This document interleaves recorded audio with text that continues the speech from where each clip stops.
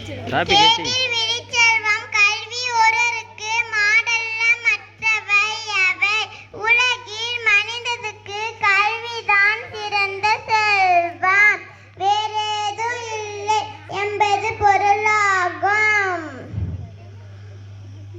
கக்கே நன்று பிச்சை புகினும் கக்கே நன்று.